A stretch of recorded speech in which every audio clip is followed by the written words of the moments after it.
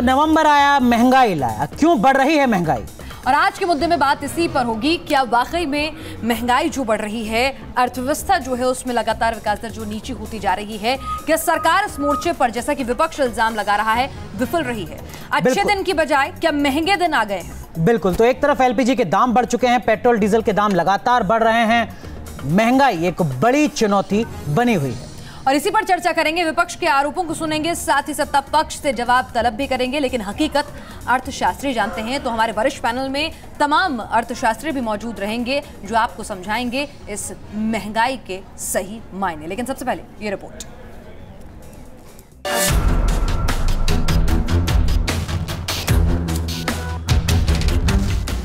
नवंबर में महंगाई की मार, एक झटके में बिना सब्सिडी वाले एलपीजी सिलेंडर के दामों में 93 रुपए तक का इजाफा।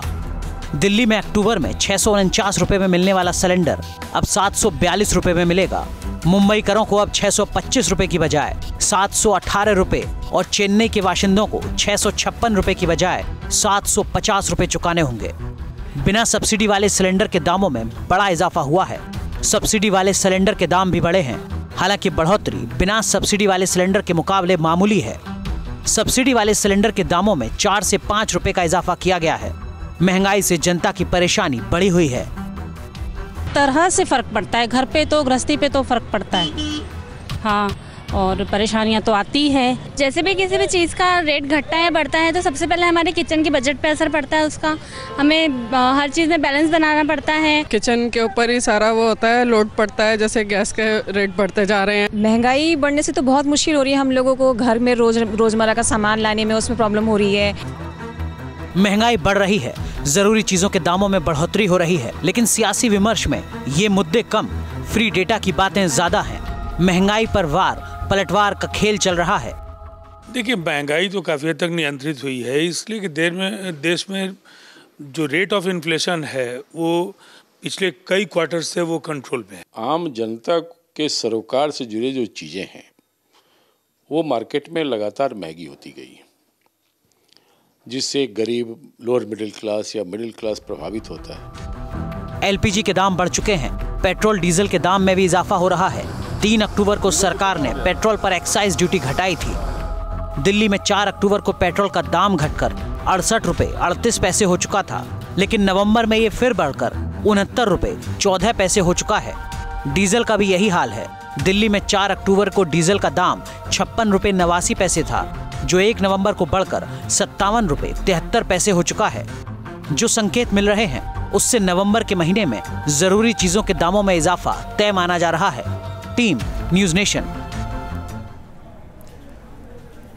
तो क्या इसके पीछे की वजह है, राजनीतिक मजबूरियां किस तरीके की हैं, चुनौतियां किस तरीके की हैं, ये सब कुछ समझने की कोशिश करेंगे। खास मेहमान हमारे साथ जुड़ चुके हैं। हमारे साथ जफर इस्लाम साहब हैं, आप भारतीय जनता पार्टी के प्रवक्ता हैं। हमारे साथ कांग्रेस पार्टी की प्रवक्ता प्रियंका चतुर्वेदी जुड़ रही हैं। जेडीयू से हमारे साथ जुड़ रहे हैं राजीव रंजन साहब, साथ में विमल जैन साहब होंगे, आप आर्थिक मामलों के जानकार हैं। जेडी अग्रवाल साहब हमारे साथ स्टूडियो में मौजूद हैं, जाने माने अर्थशास्त्री हैं। और हमारे साथ जुड़ रहे हैं बेजन मिश्रा साहब, आप उपभोक्ता मामलों के जानकार हैं। तो सबसे पहला सवाल हमारा, क्योंकि यहाँ पर सत्तारूढ़ पार्टी को रिप्रेजेंट करने के लिए हमारे साथ मौजूद हैं यहाँ पर जफर इस्लाम साहब। जफर साहब, आपने अच्छे दिन का वादा किया था, विपक्ष कह रहा है आप तो महंगे दिन ले आए।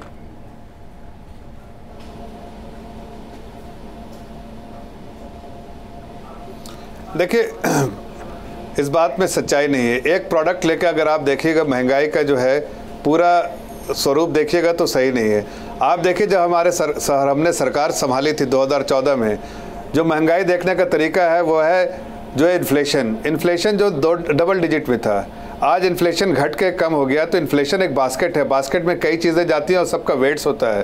उस वेट्स को असाइन करने के बाद जो कैलकुलेशन होता है उस पर देखते हैं कहाँ पर इन्फ्लेशन है। तो हमारा इन्फ्लेशन हमारे सरकार के टाइम में इन्फ्लेशन कम जी बोलिए। नहीं, पूरी बात सुन लीजिए। इन्फ्लेशन कम हुआ है, ओवरऑल इन्फ्लेशन कम हुआ है। हो सकता है कुछ चीज़ों के दाम बढ़े होंगे, कुछ चीज़ों के दाम घटे होंगे, लेकिन वेटेड एवरेज जिस तरह से वेट असाइन किया जाता है वो उस बेसिस पे अगर आप देखें तो ओवरऑल इन्फ्लेशन कम हुआ है। और सबसे बड़ी बात है, देखिए हमारे जो पेट्रोलियम प्रोडक्ट पे खास के पहले ज़माने में जो है सरकारी ख़जाना उस पर लुटाया जाता था, हमने उसको ये किया है कि हमने सब्सिडी कम की है, ख़त्म की है और ना के बराबर की है, लेकिन गरीब लोगों के लिए हमने उस पर सब्सिडी, जैसे जो केरोसिन ऑयल है तो सब्सिडी आज भी जारी है और पहले भी जारी था, जैसे उस तरह से आज भी जारी, लेकिन जो लोग अफोर्ड कर सकते हैं में आता ही नहीं है, तो उन आंकड़ों को लेकर भी सवाल उठते हैं। बहरहाल प्रियंका चतुर्वेदी हमारे साथ हैं। प्रियंका जी, जफर इस्लाम साहब जिस तरीके से बता रहे हैं उससे ऐसा लग रहा है कि कहीं कुछ समस्या है ही नहीं, सब कुछ अच्छा ही अच्छा है। आप इत्तेफाक रख रही हैं क्या?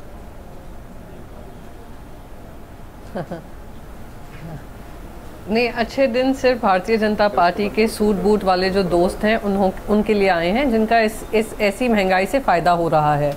बस एक चीज़ कहना चाहूँगी, सुषमा स्वराज जी जब लीडर ऑफ ऑपोजिशन थी लोकसभा में, उन्होंने अपनी एक स्पीच में कहा था कि लोग जो हैं, देश की आम जनता जो है, ये आंकड़े नहीं खाती है, वो रोज़ का खाना खाती है, और अगर खाना उनकी थाली में नहीं पहुंचता है तो वो सवाल ज़रूर उठ खड़ा होता है कि इन आंकड़ों का क्या करें जो दिखा रहे हैं इन्फ्लेशन कम हुआ है, डबल डिजिट से कम हुआ है। तो ये सारे आंकड़े जो आज जफ़र इस्लाम बता रहे हैं वो हकीकत में तो ये है कि आज हर महिला, हर गृहिणी पे इस महंगाई की मार पड़ी है। गैस का सिलेंडर हो, पेट्रोल के प्राइजेस हो, और गौर करने की बात ये भी है कि हमारे कार्यकाल में जब पेट्रोल के प्राइजेस इतने हाई रेट पे मिलते थे, क्रूड ऑयल प्राइजेस, उसका भी तब भी हमने आम आदमी पे उसका जो मैं कहती हूँ खामियाजा है उनको भुगतने का मौका नहीं दिया। नहीं, ऐसा नहीं है प्रियंका जी, माफ कीजिए, बीच में आपको रोकूंगा। फिर भी लोग शासनकाल में भी पेट्रोल 70 रुपए प्रति लीटर से ज्यादा था। खड़े होते हैं, सरकार पे सवाल उठ खड़े होते हैं कि ऐसा क्यों है कि आप क्रूड ऑयल प्राइसेस आप जानते हैं हमारे कार्यकाल में कितने थे? वो ठीक है बात आपकी, लेकिन जनता पर असर पड़ा था। ये ना कहिएगा कि जनता पर असर नहीं पड़ा। डेटा तो आपके पास होगा। $100 के ऊपर थे, प्रियंका जी $109 पे था। प्रियंका जी, मैं आपको बता दूं आपकी जानकारी के लिए, नहीं आपकी जानकारी के लिए बता दूं, आम आदमी को फायदा, आपकी जानकारी के लिए बता दूं प्रियंका, आम जनता को फायदा ना मिलकर ये वो सूट बूट वालों को मिल रहा है जो सूट बूट की सरकार चला रहे हैं। चलिए जफर साहब, इसी में एक बात में काम करते हैं और जोड़ना चाहूंगी, की सेवा में लगे हैं, जब वो भारतीय जनता पार्टी की सरकार है। ठीक है जी जफर साहब, जब कच्चे तेल के दाम अंतर्राष्ट्रीय बाजार में कम हो रहे थे मोदी जी के सत्ता संभालते के साथ ही, तो उन्होंने कहा था किस्मत वाला पीएम है वो। अब देखिए, किस्मत उनकी इतनी अच्छी थी कि अंतर्राष्ट्रीय बाजार में पेट्रोल के दाम जो है वो कम होने लग गए। किस्मत जोर आप भी मार रही है, दाम अब भी कम है, 60 से 65 डॉलर प्रति बैरल, लेकिन आम आदमी की किस्मत उतनी अच्छी नहीं निकल रही है, ये तो मानेंगे ना आप? देखिए मैं 2-3 बातें कहूँगा और आपको इसको समझना पड़ेगा, और ज़रूरी इसलिए समझना है कि अगर आप उसको नहीं समझेंगे तो आप एक मुद्दे पर रह जाएंगे। तेल का दाम इंटरनेशनल मार्केट में घटा, बिल्कुल घटा, हमने सब्सिडी हटाई, बिल्कुल हटाई, और उसको मार्केट से लिंक किया, बिल्कुल किया, और बहुत कट नहीं दिया, लेकिन जो सेविंग की, उस सेविंग कहाँ खर्चा की ये आप पूछिए। वो सेविंग हमने रूरल इंफ्रास्ट्रक्चर पे खर्चा की, हमने जो गांव में रोड बना रहे हैं, हम रूरल इंफ्रास्ट्रक्चर डेवलप कर रहे हैं, हम जो चीज़ पहले नहीं हो पाया, आज क्यों गरीब आदमी जो गांव में रहने वाला आदमी उसको कितनी तकलीफें होती हैं। अगर रूरल इंफ्रास्ट्रक्चर डेवलप हो जाएगी तो उनके वेलफेयर स्कीम्स पर नहीं आपका इस्तेमाल नहीं, एक मिनट पूरी बात नहीं, एक मिनट। आज तक बजट का जो फायदा है जो सिर्फ और सिर्फ शहर में रहने वालों का था, हमारा बजट जो है गरीबों तक पहुंचता है। इरिगेशन सेक्टर में हमने बड़ा एलोकेशन किया, इरिगेशन सेक्टर पे हमने बड़ा एलोकेशन किया रूरल इंफ्रास्ट्रक्चर डेवलप करने के लिए। का बेसिक फॉर्मूला है। वैसे राजीव रंजन साहब, आप सरकार में सहयोगी हैं। राजीव रंजन साहब, थोड़े बच्चे दिल्ली में मेट्रो का भाड़ा बढ़ता है, एलपीजी के दाम बढ़ते हैं, रेल के दाम पहले बढ़ चुके हैं, और पेट्रोल और डीजल के बढ़े हुए दामों की हम चर्चा एक बार फिर कर रहे हैं। क्या वाकई अच्छे दिन है ये? बिहार की जनता से आप कह सकते हैं ये बात? देखिए, सबसे पहले देखिए, ग्रोइंग इकॉनमी में इन्फ्लेशन बढ़ता है, ये अलग बात है कि कुछ चिंता की जो खबरें हैं उस पर ज़रूर गौर करने की ज़रूरत है। जिस तरह से दाल, टमाटर, प्याज, पेट्रोलियम प्रोडक्ट्स, ये सारी चीज़ों के दाम बढ़े हैं, वो एक खतरनाक संकेत जरूर हैं।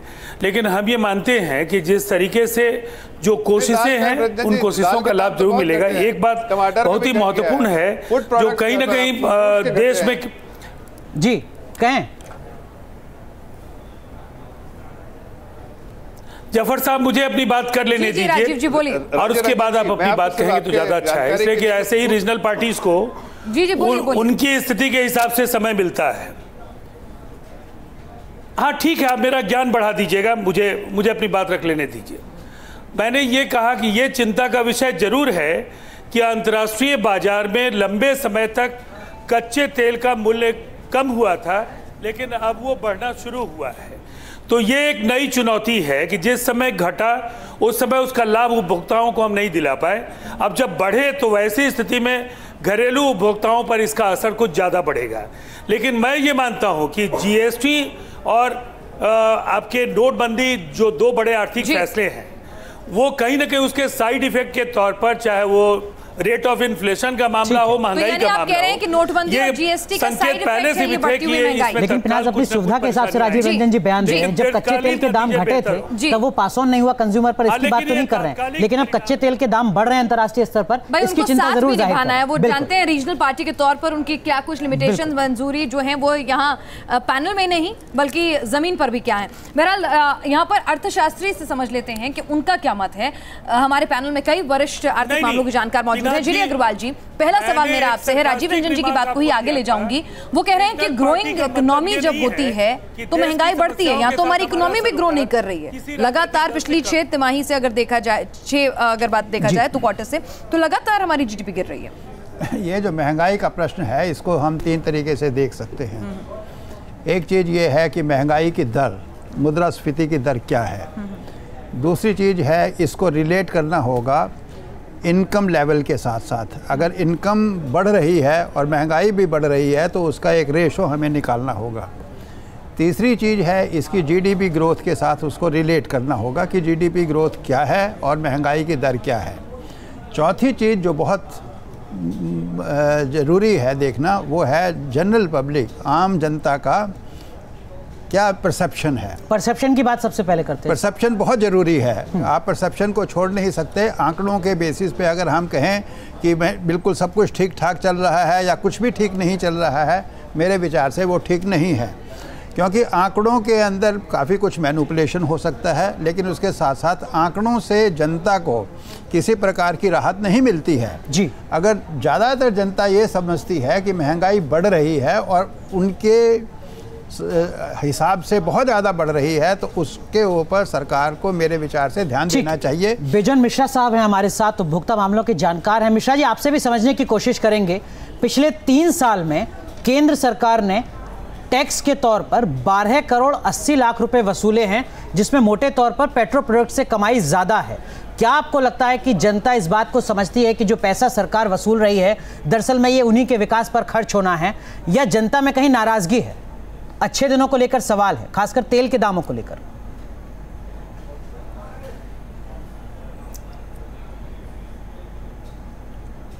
जनता समझती है टेंजिबल सेविंग, हमारा सेविंग हर महीना कितना हुआ। हम लोगों को रियलिटी चेक करना चाहिए, आंकड़ों पे नहीं जाना चाहिए। रियलिटी चेक तब होगा जब हम महीने के आखिरी में ये देख पाएंगे कि हमारा 10% इनकम सेविंग्स पे हम सेव कर पाए हैं। जब तक हम सेविंग्स नहीं कर पाएंगे, इसका मतलब हमारा इनकम वर्सेस माय एक्सपेंडिचर संतुलन नहीं है। It is not going in the right direction. इसके लिए 2 उपाय है, एक है कंपटीशन लाना, पारदर्शिता लाना। आप यदि गैस का कीमत बढ़ोतरी कर रहे हैं, आप क्यों बढ़ोतरी कर रहे हैं, किस लिए कर रहे हैं? क्योंकि आज गैस में कोई कंपटीशन नहीं है, कोई रेगुलेटर नहीं है। तो आम जनता ये कह रहे हैं कि आप हमारे से जबरदस्ती कीमत क्यों वसूल रहे हैं, जबकि आपको एफिशिएंसी लानी चाहिए गैस सेक्टर में, जबकि आपको पेट्रोलियम सेक्टर में एफिशिएंसी लानी चाहिए। लेकिन बिजॉन साहब, सरकार तो दावा करती रही है कि सब कुछ पारदर्शी तरीके से होता है, डी कंट्रोल है, डायनामिक प्राइसिंग सिस्टम लागू है, जैसा अंतर्राष्ट्रीय स्तर पर होता है वैसा ही देश में होता है। नहीं, दाबा से नहीं चलेगा, दाबा से नहीं चलेंगे। नहीं नहीं नहीं नहीं नहीं, दाबा, इसलिए हम कह रहे हैं कि आप कुछ कह के निकल जाएंगे, ये नहीं होगा। आपको सबूत के साथ बात करना होगा। आज कहां रेगुलेटर है पेट्रोलियम सेक्टर में, आप हमको बताइए जी। आप हमको बताइए कि इंटरनल ट्रेड में रेगुलेटर कहां है? चलिए, जो मर्जी जिस कीमत लगा सकते हैं आप एमआरपी छाप देते हो जी। अनुराग, ये तमाम बातचीत जो होती है विजय साहब, ये तमाम बातचीत जो है शायद एक आम आदमी के लिए गूढ़ पहेली हो जाती है। अर्थशास्त्र की इन तमाम शब्दावली को, तमाम चीज़ों को समझना, वो ये जानता है कि जब अपनी जेब से उसे ज़्यादा पैसे निकालने पड़ते हैं, हर चीज़ उसे महंगी लगने लगती है और अपने दफ्तर में नौकरी जाने का खतरा मंडराता है, उसके जवान बच्चों को नौकरी नहीं मिलती है और आसपास से ये सुनने को मिलता है कि डीमोनेटाइजेशन की वजह से कुछ छोटे व्यापार बंद हो रहे हैं, तो वो मजदूर जिसकी दिहाड़ी मारी जाती है वो भी परेशान है। जफर साहब, बिल्कुल अर्थशास्त्र की भाषा में ना जाते हुए मुझे सिर्फ इतना बता दीजिए, ये तमाम चीज़ें अपने आसपास, अपने इर्द गिर्द आपने भी सुनी होंगी। हम नहीं कह रहे, हो सकता है कि जो आपके फैसले हैं, तमाम चीज़ें, उसके दूरगामी अच्छे या बहुत अच्छे असर देखने को मिल सकते हैं, लेकिन अभी मौजूदा स्थिति ये है, नौकरी नहीं है, पिंक स्लिप्स भी मिल रही हैं, जो छोटे कारोबारी थे वो भी परेशान हैं, दिहाड़ी मजदूर को दिहाड़ी नहीं मिल रही है क्योंकि कारखाने भी ठप पड़े हुए हैं। तो ऐसे में बढ़ती हुई महंगाई, चाहे वो सही क्यों ना हो कि कुछ सेक्टर्स में बढ़ रही है, उसके लिए तो ये परेशानी है ना।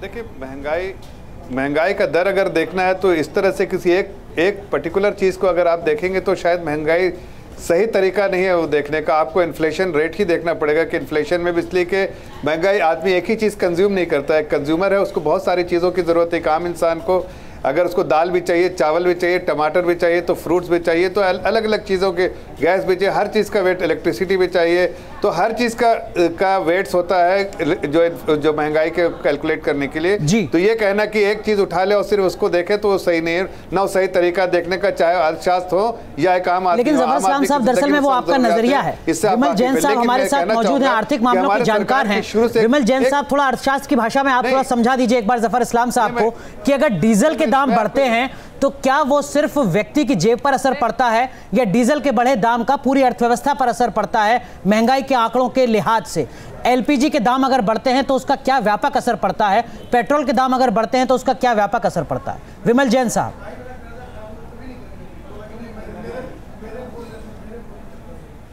अरे जिसपे भी असर पड़ेगा, देखिए जो आपने अभी मुझसे क्वेश्चन किया है ये बहुत इंपॉर्टेंट पॉइंट है।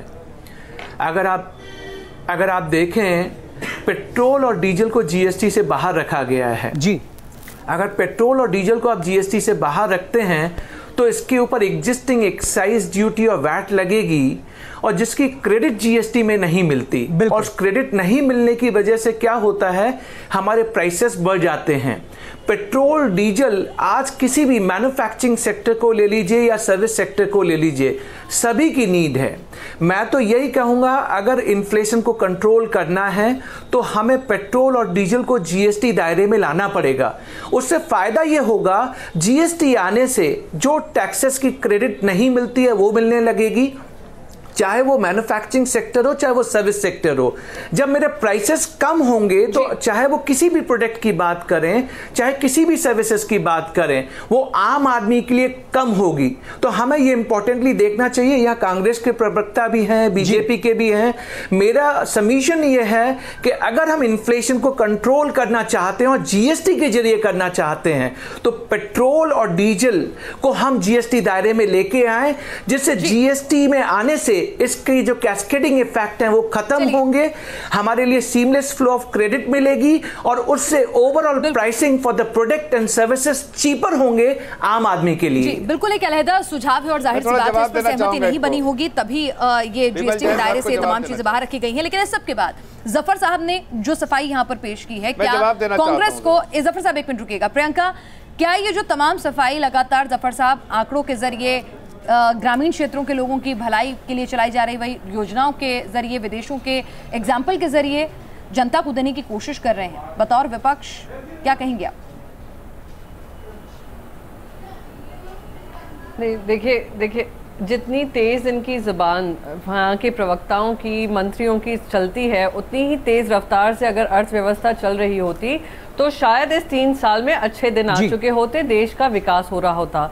पर अफसोस की बात यह है कि पिछले 8 क्वार्टर्स से हमारा जीडीपी ग्रोथ रेट फॉल हुआ है, नौकरियां कम हुई हैं, कारोबारी प्रोटेस्ट कर रहे हैं, और जिस तरीके से जीएसटी का इम्प्लीमेंटेशन हुआ है, और मैं मुझसे पहले जो प्रवक्ता बात कर रहे थे, जो इकोनॉमी की बात कर रहे थे, मैं उनसे बिल्कुल सहमत हूं कि पेट्रोलियम प्रोडक्ट्स को जीएसटी में लाना बहुत जरूरी है।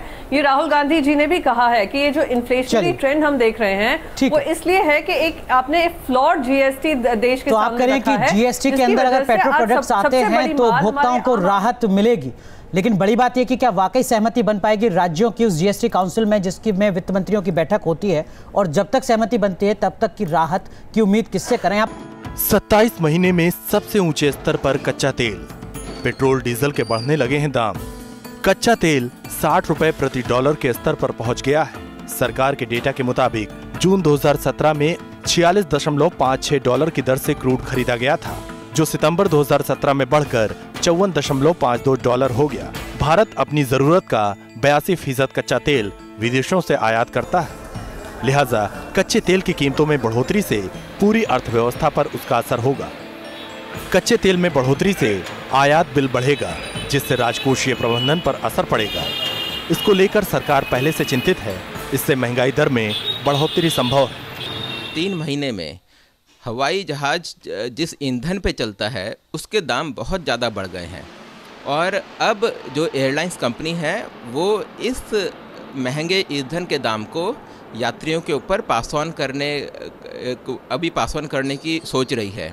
अब जब वो पास ऑन होंगे तो इस बात की संभावना है कि 10 से 15% तक हवाई टिकटों के दाम बढ़ सकते हैं। पेट्रोल और डीजल के साथ ही फ्रिज, एसी और वॉशिंग मशीन जैसे अहम होम अप्लायंस की कीमतें भी बढ़ने की आशंका है। अप्लायंस मैन्युफैक्चरिंग सेक्टर में इनपुट कॉस्ट तकरीबन 30 से 50% बढ़ चुकी है।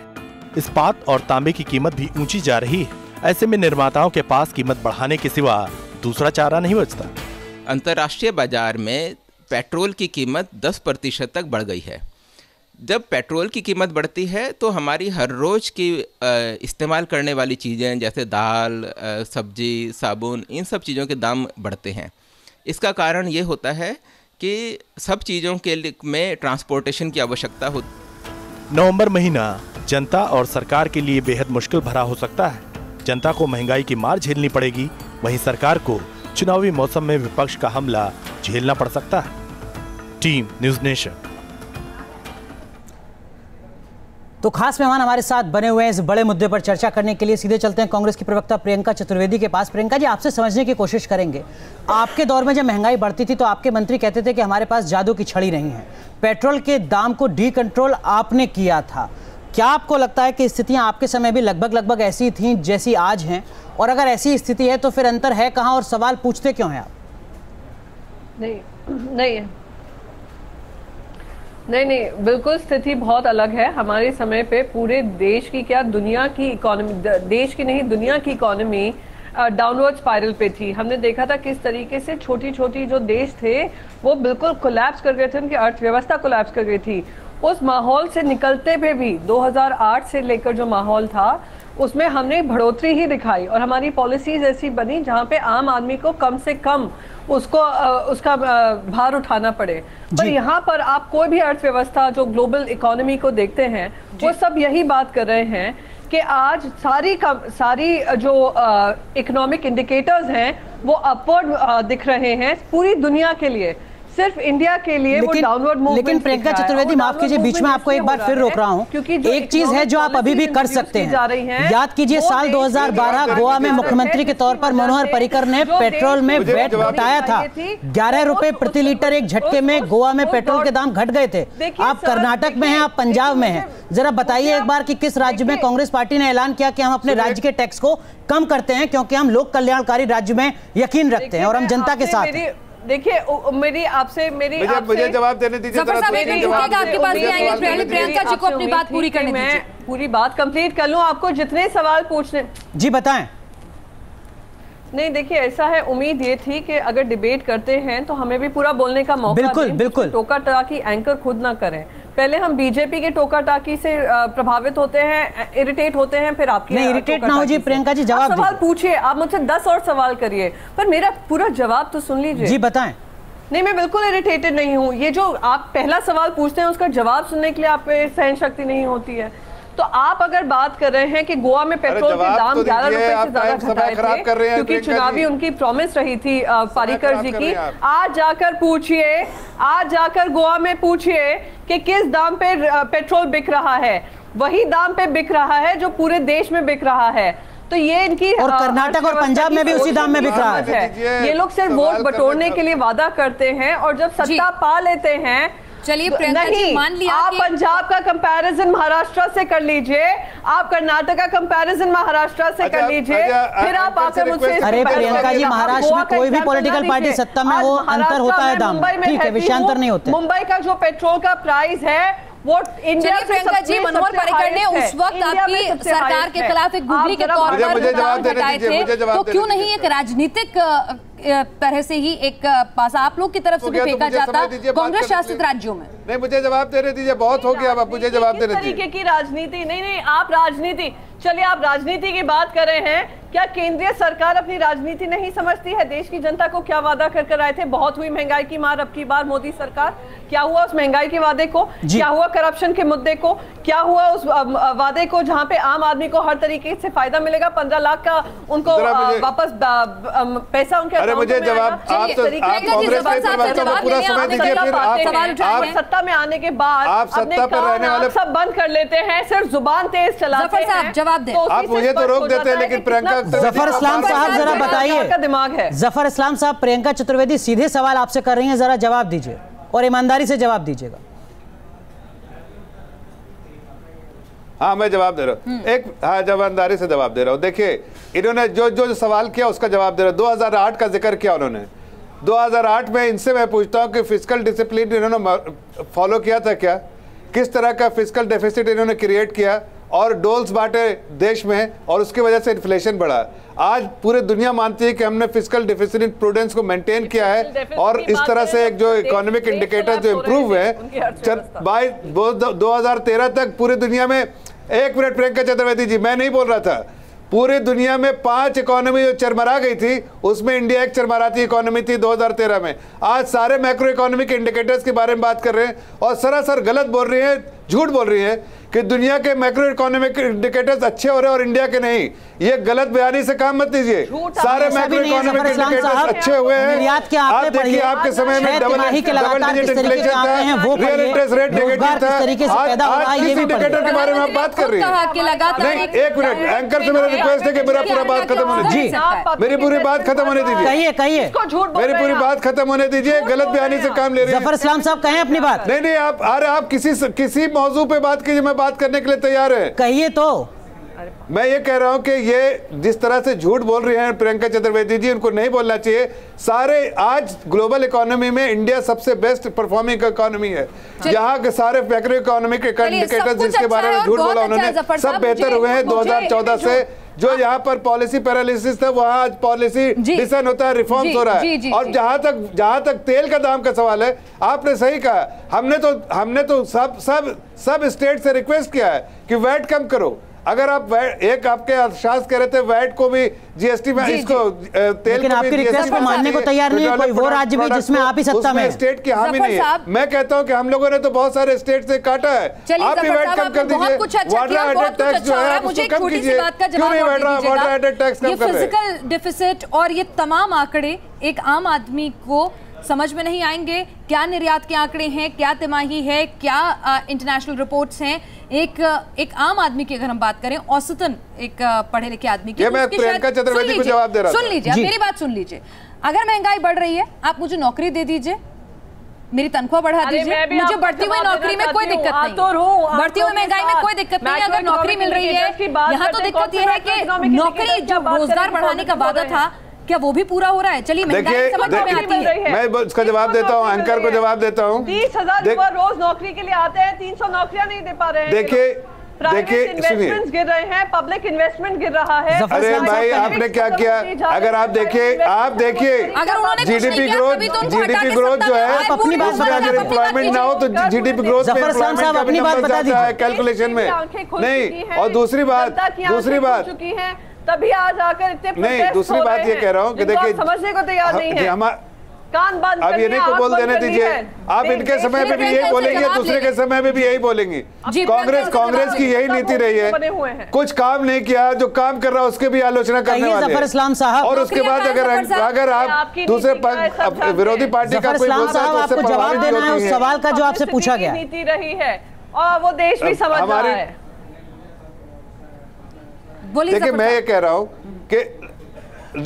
कह रहा हूँ कि हमारा जो जॉब क्रिएशन जो है, सरकार देखिए, सरकार की लिमिटेशंस होती है। और ये हम नहीं कह रहे, आप पुराने आंकड़े में देख लीजिए जब यूपीए सरकार थी कि सरकारें जो है जितनी रिक्वायरमेंट वो क्रिएट नहीं कर सकती है जॉब, लेकिन सरकार एनवायरनमेंट क्रिएट कर सकती है जहां जॉब क्रिएशन हो। इसलिए आप देखिए कि इन्होंने तो बैंकों के बड़ी हालत खराब करके रखी थी, आज बैंक को रिकैपिटलाइज किया ताकि प्राइवेट सेक्टर इन्वेस्टमेंट हो, ताकि और नौकरियां बढ़े। दूसरी साथ हम लगातार कैपेक्स कर रहे हैं, बट मोर इम्पोर्टेंटली हमने मुद्रा स्कीम लेके आए। लेकिन इन सब के बीच में बिजन मिश्रा साहब, जरा एक चीज आप भी बताइएगा, जिस फिस्कल डेफिसिट को पाटने के लिए सरकार ये कदम उठा रही है कि 11 बार वो बदलाव कर देती है एक्साइज ड्यूटी में, क्या इसका कोई और विकल्प भी हो सकता है? क्या ये तर्क वाजिब हो सकता है कि देखिए साहब, हम आपसे जो टैक्स वसूल रहे हैं, दरअसल में वही टैक्स तो हम लोक कल्याणकारी योजनाओं के लिए आप पर खर्च करने वाले हैं।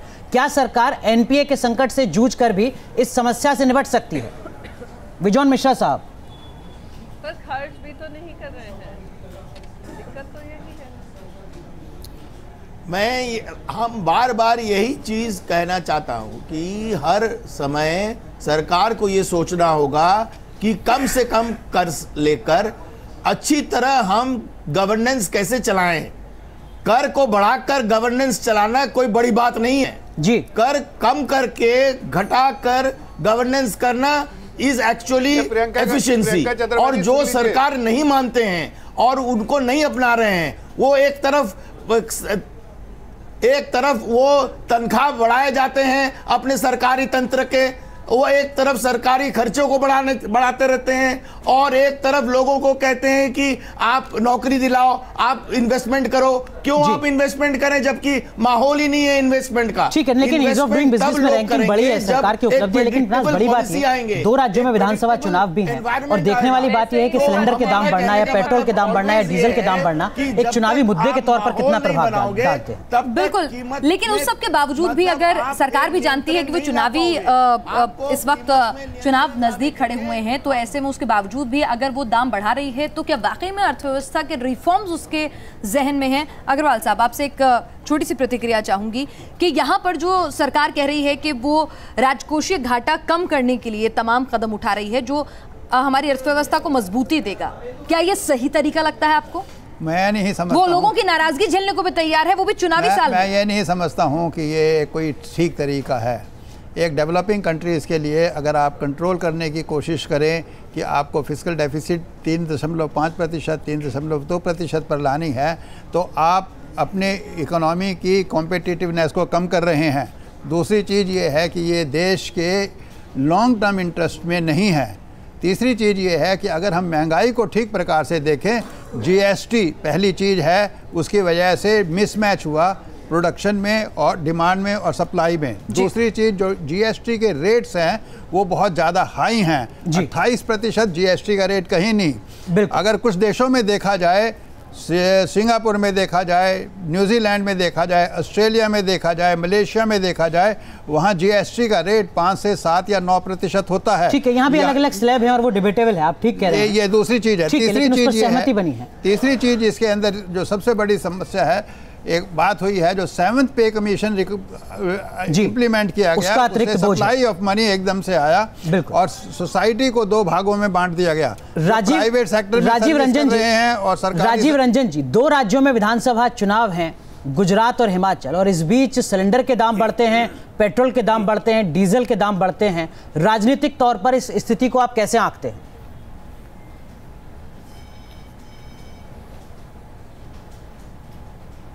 देखिए, महंगाई चुनाव में एक बड़ा मुद्दा बन सकता है, इसमें कहीं दो राय नहीं है, लेकिन एक बात बहुत ही साफ है, अगर इन चुनावों के साथ साथ हम ये देखें कि अभी पेट्रोलियम मिनिस्ट्री ने मिनिस्ट्री ऑफ फिनांस को कहा है जीएसटी एम्बिट में लाए जाने की कोशिशें होनी चाहिए पेट्रोलियम प्रोडक्ट्स को, और मुझे लगता है उसके उस फैसले के पहले अगर एक यूनिफॉर्म पेट्रोल टैक्स को भी कई इकोनॉमिस्ट उसकी वकालत कर रहे हैं, ये कुछ ऐसे मेजर्स हैं कि पेट्रोलियम प्रोडक्ट्स अगर पटरी पर आए तो महंगाई पर बहुत हद तक उससे नियंत्रण पाया जा सकता है। और इसके लिए एक बात साफ है, राज्यों की भूमिका महत्वपूर्ण इसलिए है कि उन्हें वैट से मिलने वाली राशि का एक बड़ा हिस्सा इंफ्रास्ट्रक्चर पर अपने राज्य में खर्चा करने का अवसर मिलता है। जीएसटी काउंसिल में राज्यों की राय बहुत ही अहम होगी, और अगर एक सर्वानुमति पर जीएसटी काउंसिल आती है, पेट्रोलियम प्रोडक्ट्स से इकोनॉमी को एक नई ऊर्जा मिल सकती है, उस दिशा में क्या किया जा सकता है, इस पर जरूर विचार किया जाए। विमल जैन साहब, बहुत संक्षेप में जरा बताइएगा कि महंगाई की समस्या का समाधान क्या यही है कि पेट्रोल और डीजल को जीएसटी के दायरे में ला दिया जाए?